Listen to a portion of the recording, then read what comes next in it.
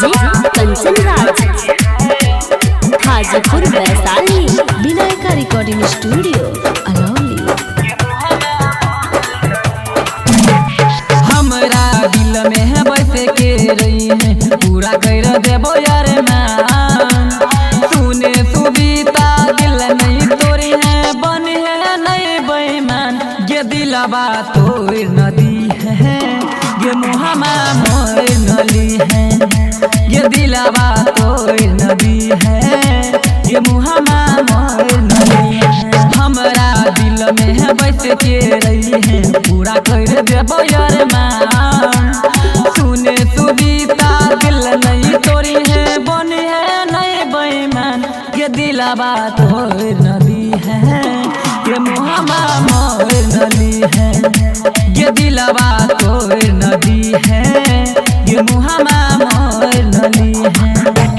DJ Kanchan Raj Hajipur Vaishali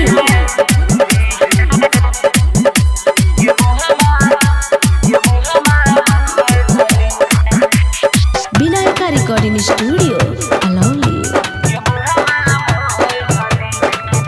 आगे दिल में बसैने छियो भगवान की खाए के क्रिया संगे तोरा जियबो नहीं तो जहर खाई के मारबो तोरा खुशा के खातिर मेहनत खूब करबो ना गिर दबो लकिया से लो ये दिलवा तोर नदी है ये मुहम्मा मोर नली है ये दिलवा तोर नदी है ये मुहम्मा मोर नली है। डीजे कंचन राज हाजीपुर वैशाली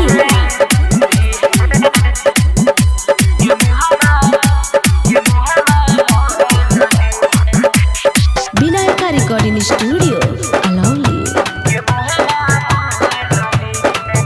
हे के प्यार में नहीं दिए धोखा नहीं तो परतो तोरा शराब गे हमारा सन दीवाना नहीं मिलतो तोरा समाज में राइटर नंदन रोहित कहो यही छै सच्चा प्यार ये दिलवा तोर नदी है ये मुहम्मा मोर नली है ये दिलवा तोर नदी है ये मुहम्मा मोर नली है।